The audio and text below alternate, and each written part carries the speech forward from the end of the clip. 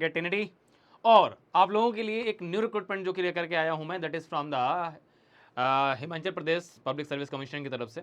और ये रिक्रूटमेंट है हमारे पास में आपका फॉरेस्ट डिपार्टमेंट की तरफ से। तो डेफिनेटली इस तरह के वैकेंसीज हमारे पास में सेंट्रल गवर्नमेंट के अंदर भी निकलती रहती हैं, यूपीएससी के थ्रू भी निकलती रहती हैं, बट ये वैकेंसी है हमारे पास स्टेट गवर्नमेंट के थ्रू, हिमाचल प्रदेश गवर्नमेंट के थ्रू। ठीक है, तो इस रिक्रूटमेंट के बारे में कंप्लीट डिटेल्स आपको बताने जा रहा हूँ। ये रिक्रूटमेंट आपका गजटेड ऑफिसर की पोस्ट के लिए है, ग्रेड ए की पोस्ट के लिए है, तो ऑब्वियसली ये रिक्रूटमेंट आप लोगों के लिए काफ़ी खास है। साथ में इस रिक्रूटमेंट से रिलेटेड जो भी जानकारी है, लाइक अगर ये सीबीटी के थ्रू होगा या रिटन एग्जाम अगर इसका होगा तो वो कैसे होगा, इसका पैटर्न एंड सिलेबस, हर एक चीज़ मैं आपको यहाँ पर डिस्कस करूँगा। ठीक है, तो लास्ट तक इस वीडियो में बने रहिएगा, बिकॉज रीज़न ये है कि इसका A to Z जितना भी डिटेल्स है वो सब कुछ मैं आपको देने जा रहा हूँ। चलिए तो आपको लेके चलते हैं। ये लेटेस्ट रिक्रूटमेंट जो हमारा रिलीज हुआ है अभी आपका 14 ऑफ मई को, ठीक है ना। और इसका रिक्रूटमेंट आपका this is Himachal Pradesh forest service HPFS की पोस्ट है, ठीक है ना। जैसे हमारे पास में आपका इंडियन फॉरेस्ट सर्विस की पोस्ट होती है, वैसे ये हिमाचल प्रदेश फॉरेस्ट सर्विस की पोस्ट है, ठीक है ना। असिस्टेंट कंजर्वेटर ऑफ फॉरेस्ट ये पोस्ट का नाम है। ग्रुप ए की गजटेड पोस्ट है। लेवल 18 का पे स्केल 56,100 से 1,77,500 का आपका पे स्केल है, ठीक है। और इसका जो आपका एग्जामिनेशन है that is Himachal Pradesh forest service examination. जैसे हमारे पास IFS का एग्जामिनेशन होता है सेंट्रल गवर्नमेंट यूपीएससी के लिए, वैसे ही एग्जामिनेशन है आपका हिमाचल प्रदेश की तरफ से। अब इसके अंदर हमारे पास में जो पोस्ट ऑलरेडी आपको पता चल चुकी है, असिस्टेंट कंजर्वेटर ऑफ फॉरेस्ट, ये आपके पास में पोस्ट है, ठीक है ना। और इसको फिलअप करने के लिए आप जाकर के इस वेबसाइट पर विजिट कर सकते हैं और वहाँ से आप अपना ऑनलाइन एप्लीकेशन सबमिट कर सकते हैं। सबमिट करने से पहले अपने सारे के सारे प्रूफ्स जरूर इकट्ठे कर लीजिएगा। रीज़न ये है कि अगर आप हिमाचल प्रदेश के लोकलाइड हैं, वहाँ के रेजिडेंट हैं, तो आपके पास कैटेगरी सर्टिफिकेट वहाँ के होने चाहिए। अदरवाइज़ अगर आप आउट ऑफ स्टेट हैं तो फिर आप जनरल कैटेगरी में ट्रीट किए जाएंगे, ठीक है। ये चीज़ मैं आपको पहले क्लियर कर देता हूँ। और आपको पहला काम ये करना है, इनका जो रजिस्ट्रेशन सिस्टम है, वन टाइम रजिस्ट्रेशन सिस्टम, आपको वहाँ पर जाकर रजिस्ट्रेशन करना पड़ेगा। सारे डॉक्यूमेंट्स, फोटोग्राफ, स्कैन, सिग्नेचर, ठीक है ना। और एग्जामिनेशन फी वगैरह आपको वहाँ पर पे करनी पड़ेगी। दिन उसके बाद आप क्या करेंगे, अपना एप्लीकेशन फॉर्म सबमिट करेंगे, ठीक है ना। तो ये आप ध्यान रखिएगा, इनका जो वन टाइम रजिस्ट्रेशन सिस्टम है वहाँ पर जाकर के आपको पहले रजिस्ट्रेशन करना होगा OTRS के थ्रू, ठीक है ना। तो आप वेबसाइट ओपन करेंगे, आपको सब कुछ दिख जाएगा। चलिए, आप यहाँ पर जनरली क्या है कि जो हमारे पास में रिजर्वेशन जिनको भी मिलेगा वो हमारे पास में वहाँ के रेजिडेंट होने चाहिए, ठीक है ना। तो वो उनको particularly SC ST OBC certificate उनके पास में होना चाहिए, AWS सर्टिफिकेट होना चाहिए। और इसके अलावा जो लोग भी वहाँ पर ऑलरेडी जॉब कर रहे हैं किसी न किसी गवर्नमेंट डिपार्टमेंट के अंदर, तो उनको अच्छा खासा एज में रिलैक्सेशन भी है। वैसे हमारे पास जनरली यहाँ पर जो एज ली गई है वो 35 ईयर्स तक ली गई है, ठीक है। इन्होंने मैंशन किया हुआ है आपका एज 35 ईयर्स तक है अगर जनरल कैटेगरी में, तो आप अप्लाई कर सकते हैं। इसके अलावा फिर अगर आपको छूट चाहिए तो उसके लिए फिर आपके पास में हिमाचल प्रदेश के सर्टिफिकेट्स होने चाहिए, ठीक है ना। चलिए, तो हमारे पास फॉरेस्ट सर्विस के अंदर में टोटल 8 नंबर ऑफ पोस्ट हैं, 2 अनरिजर्व हैं, एक हमारे पास schedule caste of Himachal Pradesh, एक शेड्यूल ट्राइब, और एक हमारे पास OBC के लिए 2 हैं, AWS के लिए 1 पोस्ट है, एक्स सर्विसमैन की 1 बैकलॉग पोस्ट है, ठीक है ना। टोटल 8 नंबर ऑफ वैकेंसीज के लिए रिक्रूटमेंट आपका हो रहा है। एज लिमिट यहाँ पर 35 ईयर्स और बिलो रखा गया, मतलब अगर आप जनरल कैटेगरी में आते हैं 35 ईयर्स आप हैं। और इसके अलावा आपके पास में अगर ऑलरेडी आप हिमाचल प्रदेश में गवर्नमेंट सर्विस में हैं तो आपके लिए 42 ईयर्स तक रखा गया है, ठीक है ना। इसके अलावा आपके पास में 5 साल का रिलैक्सेशन है उनके लिए जो SC हैं, हिमाचल प्रदेश के ST हैं, OBC हैं, ठीक है।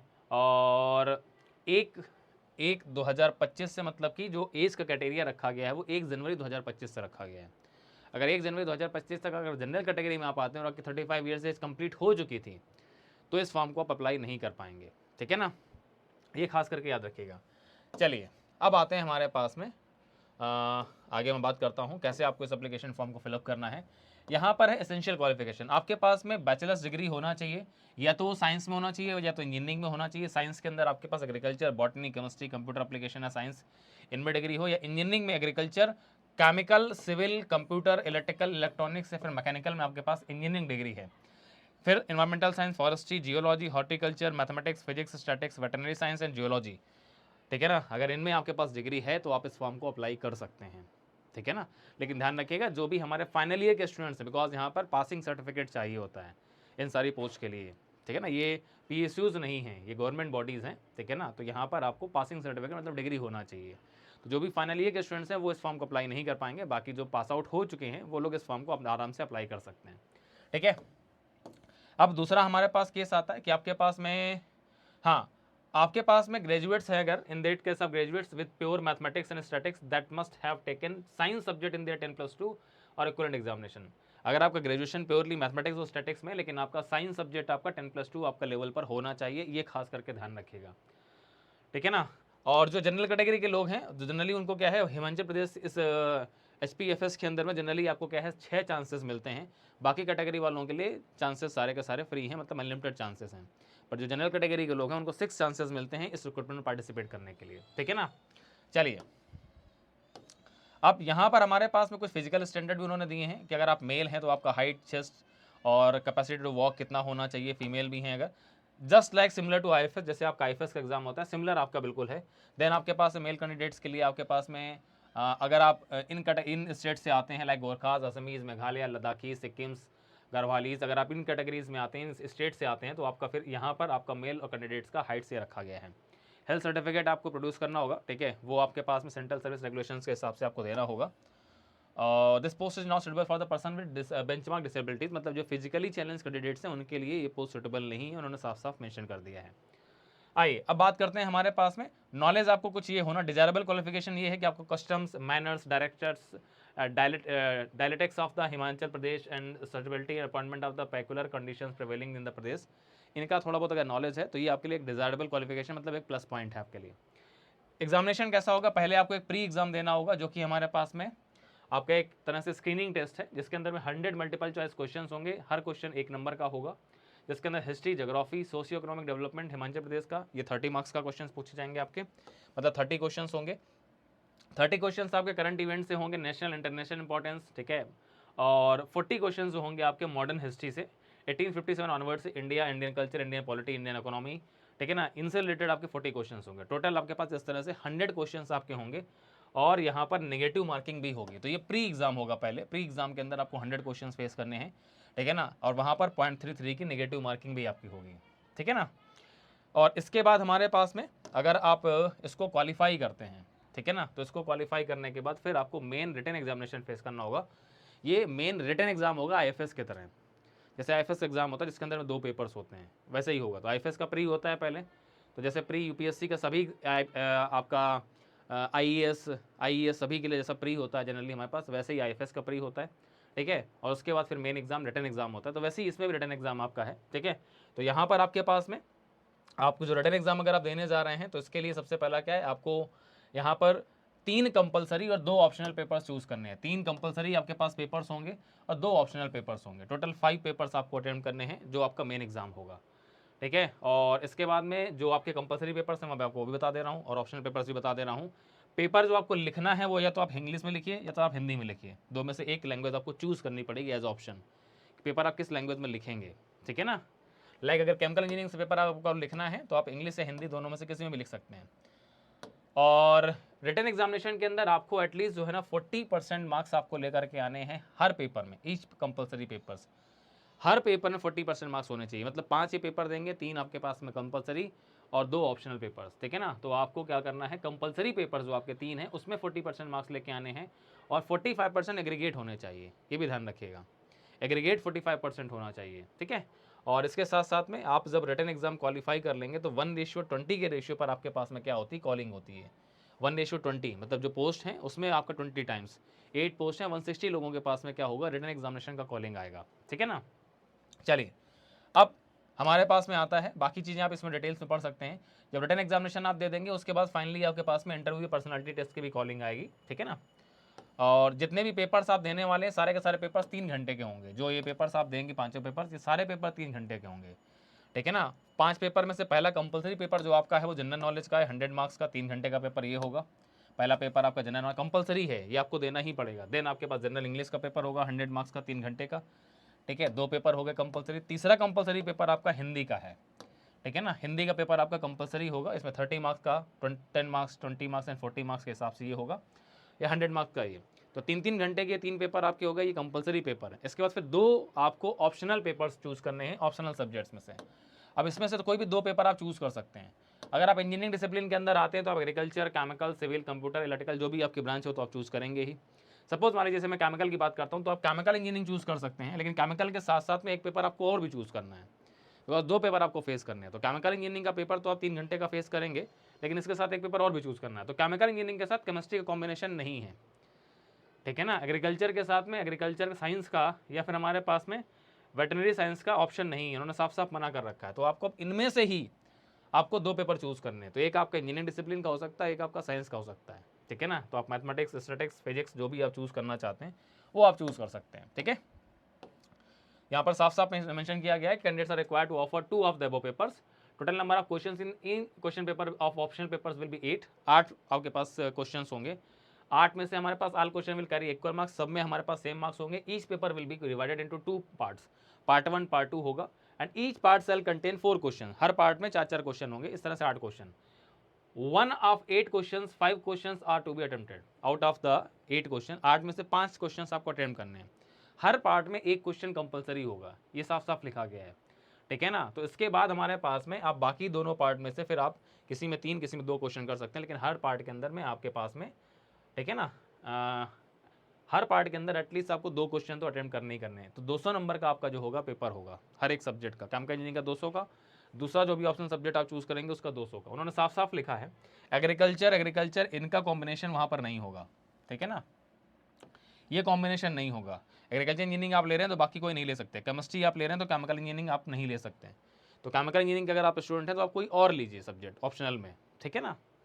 चलिए, तो पूरा आपका IFS के लेवल और उसी के पूरा सिमिलर पेपर है। कंप्यूटर एप्लीकेशन में साइंस एंड कंप्यूटर इंजीनियरिंग नहीं हो सकता, इलेक्ट्रिकल इंजीनियरिंग, इलेक्ट्रॉनिक इंजीनियरिंग नहीं हो सकता, मैथमेटिक्स स्टैटिक्स एक साथ नहीं हो सकता, ठीक है। और इसके बाद फिर हमारे पास आपका अगला स्टेज आएगा, दैट इज इंटरव्यू या फिर आपका पर्सनालिटी टेस्ट का, ठीक है। तो आप रिटन टेस्ट जब क्वालिफाई कर लेते हैं तो उसके बाद आपका क्या है, फिजिकल स्टैंडर्ड टेस्ट, और उसके बाद आपका इंटरव्यू होगा, ठीक है ना। चलिए, तो अप्लाई करने के लिए आप इनकी वेबसाइट पर जा सकते हैं और वहाँ से जा करके आप जो है ना अप्लाई कर सकते हैं, ठीक है। और सारे के सारे डॉक्यूमेंट्स आपको जो है ना स्कैन करके अपलोड करने हैं। एग्जामिनेशन का जो सिटीज़ है वो हमारे पास 3 सिटीज़ होंगे जनरली। हमारे पास प्रीलिमिनरी एग्जामिनेशन जो आपका होगा प्री, वो शिमला, मंडी, कांगड़ा और धर्मशाला में होगा, ठीक है ना। और इसके अलावा हमारे पास में बाकी जो हमारे पास एग्जामिनेशंस आपके होंगे, ठीक है, तो वो आपको शायद चॉइसेस आपको दी जाएगी मेन एग्जामिनेशन के लिए, ठीक है ना। और फीस आपको जो पे करनी है, मेल कैंडिडेट्स अगर आपके जनरल कैटेगरी में आप तो 600 रुपीज़ है आपका, और अदर स्टेट से अगर आप हैं, ठीक है ना, तो आपके पास में 600 रुपीज़ ही आपको पे करना है, ठीक है। चलिए, बाकी आपके पास में अगर आप हिमाचल प्रदेश के SC ST OBC कैटेगरी में आते हैं तो आपको 150 रुपीज़, और फीमेल कैंडिडेट्स और एक्स सर्विसमैन को कोई भी फ़ी पे नहीं करनी है, ठीक है ना। मोड ऑफ पेमेंट आपका ऑनलाइन होगा। और इसके बाद हमारे पास में, ठीक है, बाकी आप ये सर्टिफिकेट के बारे में लिखा हुआ है, ठीक है। तो करंट फाइनेंशियल के सर्टिफिकेट सभी जगह लिए जाते हैं, खास करके ध्यान रखिएगा। एडमिट कार्ड्स आपके जो है ना वो आपके वेबसाइट पर अपलोड किए जाएंगे, ठीक है ना। चलिए, तो ये इन्फॉर्मेशन आपको पता चल गई है कि एक्चुअली कैसे आपको फॉर्म फिलअप करना है, सारी की सारी चीज़ें आपको मैंने बता दी हैं। अब इसके बाद हमारे पास जो बात आती है, ठीक है, पूरा डिटेल नोटिफिकेशन आपका वेबसाइट पर अवेलेबल है, वहाँ से आप देख सकते हैं। इसके बाद हमारे पास जो बात आती है वो ये आती है कि हमारे पास में एक्चुअली हमें प्रिपरेशन करनी कैसे है मतलब हमारे पास में सिलेबस क्या होगा, ठीक है। तो यहाँ पर अगर आपको कोई प्रॉब्लम अगर होती है तो आप टोल फ्री नंबर उनका है, वहाँ पर कॉल कर सकते हैं 10 से 5 के बीच में, ये खास करके ध्यान रखिएगा, बट वर्किंग डेज के अंदर ही आपको कॉलिंग करनी है। चलिए, अब हमारे पास आता है सिलेबस वाला पार्ट कि एक्चुअली सिलेबस हमारे पास में क्या है। तो असिस्टेंट कंजर्वेटर ऑफ फॉरेस्ट का सिलेबस भी मैं आपको डिक्लेयर कर देता हूँ, क्या क्या आपको एक्चुअली प्रिपेयर करना होगा। पहला हमारे पास जो प्री एग्जामिनेशन होगा, प्री एग्जामिनेशन के अंदर 100 MCQs आपसे पूछे जाएंगे, तो उसके अंदर में हमारे पास ये पार्ट होगा, ठीक है आप इसको रेडी कर सकते हैं। और इसके बाद हमारे पास फाइनली मेरिट बनेगी, और उसके बाद आपके पास में क्या होगा, फिर आपको फाइनली आपके पास में 1:20 में आपके पास में फाइनल जो रिटर्न सेकंड स्टेज जो रिटर्न एग्जाम आपका होगा उसके लिए फिर आपके पास में कॉलिंग आएगी, ठीक है। 20 टाइम्स आपके पास में कॉलिंग होती है। और इसके बाद फिर आपके पास में फिर आप जो एग्ज़ाम देने जाएंगे तो उसमें हमारे पास में जो आपका वहाँ लिखा था वही यहाँ पर लिखा है। कंपल्सरी सब्जेक्ट आपके ये होंगे, ठीक है ना। देन आपके पास ऑप्शनल सब्जेक्ट्स होंगे, ऑप्शनल सब्जेक्ट्स में आप जो भी चूज़ करते हैं, ठीक है ना। तो एग्रीकल्चर का हमारे पास सिलेबस यहाँ पर पूरा का पूरा दिया। 2 पार्ट में पेपर आएगा, जैसा कि मैंने बताया आपको, पार्ट 1 पार्ट 2। पार्ट 1 में हमारे पास इतना पार्ट होगा, ठीक है। पार्ट 2 में हमारे पास में ये पार्ट होगा। तो ये सभी ब्रांचेस का सिलेबस वहाँ पर अवेलेबल है। बॉटनी हो गया हमारे पास में, ठीक है, केमिस्ट्री का हमारे पास हो गया देन हमारे पास में कंप्यूटर साइंस एप्लीकेशन का हो गया हमारे पास में, ठीक है। पार्ट 1 पार्ट 2 में जो सब्जेक्ट्स आपने बैचलर डिग्री में पढ़ा होगा तो उसी को पार्ट 1 पार्ट 2 में डिवाइड करके रखा गया है, ठीक है। ऐसा कुछ नहीं होगा आउट ऑफ आपका सिलेबस। एग्रीकल्चर इंजीनियरिंग का सिलेबस है हमारे पास में, ठीक है। और केमिकल इंजीनियरिंग की बात करता हूँ, पार्ट 1 के अंदर fluid and particle dynamics section A के अंदर में आपका रखा गया है ये वाला पार्ट, ठीक है। इसके बाद मास ट्रांसफर आपका सेक्शन ए में रखा गया है और हीट ट्रांसफर आपका सेक्शन ए में रखा गया। 3 सब्जेक्ट आपके हैं, एफएम, मास और हीट, ये आपके सेक्शन ए में रखे गए हैं। इसके बाद सेक्शन बी में हमारे पास novel separation process, process equipment design, process dynamics and control, ठीक है ना। ये सारा का सारा पार्ट 1 में 2 सेक्शन हमारे हैं ये, एंड पार्ट 2 में हमारे पास में आपका सेक्शन है जिसमें हमारे पास material energy balance, chemical engineering, thermodynamics, CRE और सेक्शन बी में है हमारे पास CT, environmental engineering and safety and process engineering economics. इतना हमारे पास सेक्शन बी में है। तो ये टोटल सिलेबस केमिकल इंजीनियरिंग का है। देन सिमिलरली हमारे पास पार्ट 1 में सिविल का सिलेबस हमारे पास जो है वो हमारे पास ये है, ठीक है। और पार्ट 1 में, देन पार्ट 2 में अगर आप जाएंगे तो ये सारा पार्ट 1 में है हमारे पास, पार्ट 2 में हमारे पास ये है, ठीक है ना। पार्ट 2 के अंदर पार्ट ए पार्ट बी रखा गया है, ये सिलेबस आपका है। सिमिलरली सिविल के बाद हमारे पास में आप बात करेंगे दूसरी ब्रांचेस की, देन अगर आपको बात करनी है कंप्यूटर इंजीनियरिंग की तो सभी का सिलेबस आपको यहाँ पर मिल जाएगा, ठीक है। तो ये आपका यहाँ पर सिलेबस है, इसको आप प्रिपेयर कर सकते हैं। पूरा का पूरा जो एग्जाम होगा 100 मार्क्स का 3 घंटे का, वो आपका डिस्क्रिप्टिव टाइप होगा, आपको सॉल्व करना होगा, न्यूमेरिकल डेरिवेशंस करने होंगे, इस तरह के क्वेश्चंस आपको वहाँ पर मिलते हैं जैसे कि आईएफएस के एग्जाम में होते हैं, ठीक है। तो ये पोस्ट आपके निकल करके आई है हिमाचल प्रदेश फॉरेस्ट डिपार्टमेंट की तरफ से, ठीक है। तो आप लोग अप्लाई करिए। पीवाईक्यूज में आपको कुछ दिखा देता हूँ कि किस तरह के क्वेश्चंस पहले हमारे पास आ चुके हैं। तो ये प्री एग्जाम का क्वेश्चन पेपर है, जो 100 मार्क्स का आपका प्री एग्जाम होता है, ये उसका क्वेश्चन पेपर है, ठीक है। मेन एग्जाम के लिए आप चाहेंगे तो आईएफएस के पेपर आप सर्च कर सकते हैं, उसी लेवल के क्वेश्चंस आपको मिलेंगे। बैचलर्स डिग्री तक के लेवल के आपके होते हैं, ऐसा कोई बहुत ही ट्रिकी क्वेश्चन नहीं होता है। जो आपने अपने बैचलर डिग्री के अंदर पढ़े होते हैं वैसे ही क्वेश्चंस आपके होते हैं, फंडामेंटल फार्मूला बेस्ड, लेकिन थोड़ा सा लेंदी होते हैं वो, ठीक है। तो प्री एग्जाम का पेपर मैं आपको दिखा दे रहा हूँ, 2 घंटे का आपका पेपर जो होता है आपका, ठीक है ना, ऑब्जेक्टिव टाइप आपका। तो इस तरह से हमें क्या मिलेगा, जैसे इंग्लिश में पूरा रखा गया है, आप चूज़ करिए आप लैंग्वेज क्या चाहते हैं, ये आपके पास वहाँ पर लैंग्वेज का ऑप्शन होगा, हिंदी या इंग्लिश। 100 क्वेश्चन जो आपको मिलते हैं तो वो आपके पास 100 क्वेश्चन है। 2017 का ये प्री का पेपर है जो कि अवेलेबल है वेबसाइट पर, ये मैंने वहाँ से निकाला है, ठीक है। तो आप इसको देख सकते हैं किस तरह के क्वेश्चंस आपके प्री एग्जाम के अंदर आपको मिलेंगे, history, modern history, current affairs, ठीक है ना, उसके क्वेश्चंस आपको यहाँ पर मिलते हैं, ठीक है। तो इस तरह से क्वेश्चन पेपर आपको मिलेगा, ये प्री एग्जाम का होगा आपका, ठीक है, जिसमें आपका हिमाचल प्रदेश की भी हमारे पास हिस्ट्री आपको पता होनी चाहिए, वहाँ उसके क्वेश्चंस भी आपको मिल सकते हैं, वो स्टेट लेवल का एग्जाम है ये, ठीक है। तो ऐसे आपके पास में टोटल 100 क्वेश्चंस आपको मिलेंगे, ठीक है। तो आप इनकी प्रैक्टिस कर सकते हैं, पहले आप प्री एग्जाम क्वालिफाई करिए, देन आप जो है ना मेन एग्जाम की तरफ बढ़ सकते हैं। तो ये टोटल आपको 100 क्वेश्चंस मिलेंगे, ठीक है। तो आप इसको प्रॉपर तरीके से रेडी कर सकते हैं, प्रिपेयर कर सकते हैं। ये 100 क्वेश्चंस आपको मिलेंगे। करंट अफेयर्स उस टाइम 2017 के अंदर हमारा जीएसटी का भी चीज़ था, तो जीएसटी से रिलेटेड देखिए क्वेश्चन हमारे पास में आए थे, 100 क्वेश्चंस प्रॉपरली यहाँ पर मिले थे, ठीक है। तो हर चीज़ से रिलेटेड क्वेश्चंस आपको मिलेंगे। तो पहले प्री एग्जाम, देन आपके पास में आपका मेन एग्जाम डिस्क्रिप्टिव टाइप होगा जैसे मैंने आपको बता दिया है। बाकी कोई भी अगर आपको डाउट है इस रिक्रूटमेंट से रिलेटेड तो आप इस वीडियो के कमेंट बॉक्स में आके कमेंट कर सकते हैं, वहाँ से आपको इसका रिप्लाई या कमेंट बॉक्स में आपको आंसर दे दिया जाएगा, ठीक है। तो चलिए आप लोग इस एग्जाम के लिए प्रिपेयर करिए, बाकी जहाँ भी आपको कोई भी डाउट्स होते हैं वो आप पूछ सकते हैं। और अगर इस चैनल को आप फर्स्ट टाइम देख रहे हैं तो सब्सक्राइब करना मत भूलिएगा, बिकॉज ऐसी बहुत सारी इन्फॉर्मेशन रिक्रूटमेंट से रिलेटेड जानकारी आपको इस चैनल पर मिलती रहती है, ठीक है। तो चलिए all the best, thank you and take care. मिलते हैं आपसे एक नई इन्फॉर्मेशन के साथ एक नई वीडियो में। Thank you.